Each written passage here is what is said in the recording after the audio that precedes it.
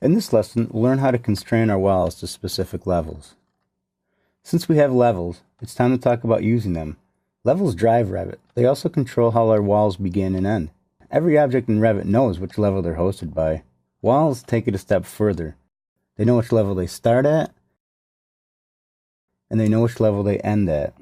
The great thing is, if we change the elevation of a level, our walls will change elevation too. The objective of this lesson is to set top constraints for our walls to various levels. Open the file you've been working on, or open the file called Chapter 4 and follow along. Go to a 3D view by clicking the default 3D view on the Quick Access toolbar. Spin around by holding the Shift key and the wheel button so that your building is facing in this direction. If you hover over one of the walls on this wing, you can hit your Tab key and it will highlight all the walls. Now, don't just select the wall and hit Tab or it'll do absolutely nothing. Hover over the wall, don't pick it, hit Tab, and then select it. You'll select all the adjoining walls. What we want to do now is zoom in, holding down the Control key.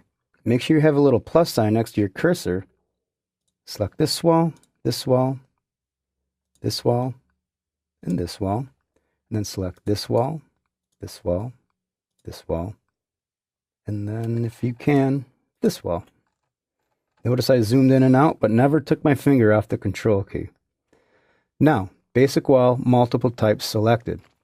What we want to do is come down into our instance parameters and change some variables. The base constraint is level 1. We know that. We drew our walls on level 1. We don't want a base offset. But now the top constraint, we had no idea how high these walls are, and at the time we didn't know or care. The top constraint is going to go all the way up to level parapet. Now that we've selected top constraint, parapet, we see that these walls go all the way up to that level. If we change the increment on our parapet to say 60 feet, these walls will suddenly be 60 feet. It looks great, but let's keep going. Go to Elevations, South Elevation.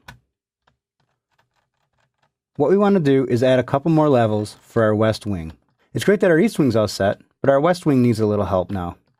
So what I'm going to do is scroll over to level 4. Let's right-click on level 4, and let's create similar. On the drop panel, click the Pick Lines button. On the options bar, let's get an offset of 4 feet.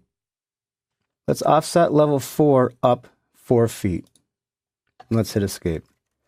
It calls it level 8 just because it doesn't know what else to call it. Obviously, we know we can rename it. Right-click level 4. Let's go create similar. On the drop panel, click Pick Lines. Let's give it an offset of 2 feet. Let's offset another level up from level 4, 2 feet, and hit Escape. Let's select level 8 and uncheck Hide Bubble. Let's select level 9 and uncheck Hide Bubble. Let's go down to the other side of our building and hit Escape. Now that we're down to this side of the roof, let's go ahead and select this level right here. Let's show the bubble. For level 8, let's change this name to West Parapet.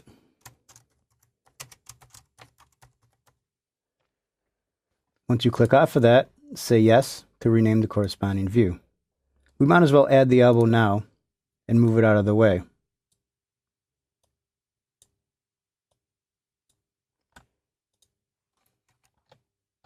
The one below it, level 9, let's turn that bubble on. Let's call that West Roof.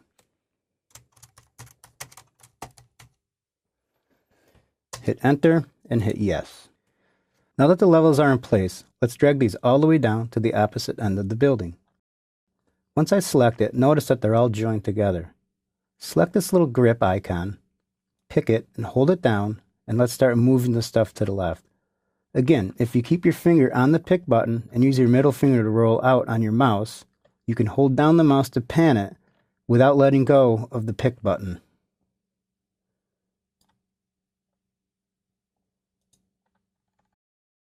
While we're at it, we might as well turn all these bubbles on and adjust them accordingly so they don't run into one another.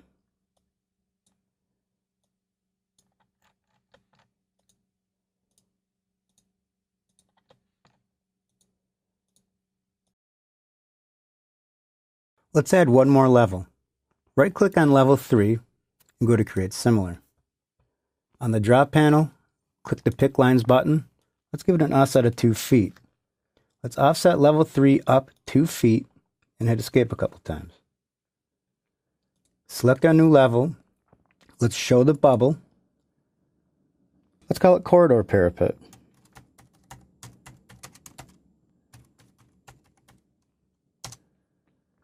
Yes, we always want to rename the corresponding views. Click the little elbow to clean it up, move it up and out of the way, and adjust the grid. Hit Escape a couple times. Now let's bring our walls up to this level. Let's go to a 3D view. If he asks you to save the project, save it. By holding on the Control key, pick this wall, this wall, this wall, this wall, this wall, this wall, and this wall.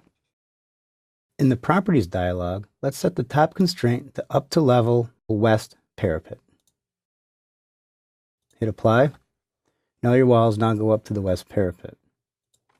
Let's select the corridor walls by holding down the Control key. Select this wall, then this one, then this one. Select this wall, then this one, then this one. Top constraint wants to go up the corridor parapet.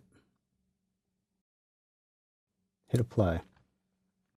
Also, select this wall, then this wall, and send that up the corridor parapet as well.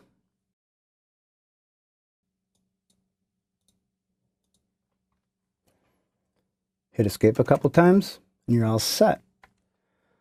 Let's go back down to the south elevation. In the project browser, scroll down the elevations, building elevation, and go to south elevation. Let's zoom out a little bit. All right, now that looks like a pretty good elevation. Now that the top of our walls are to the proper levels, we can get back to the daily function of building a model. Levels are out of sight, out of mind, which in this case isn't such a bad thing.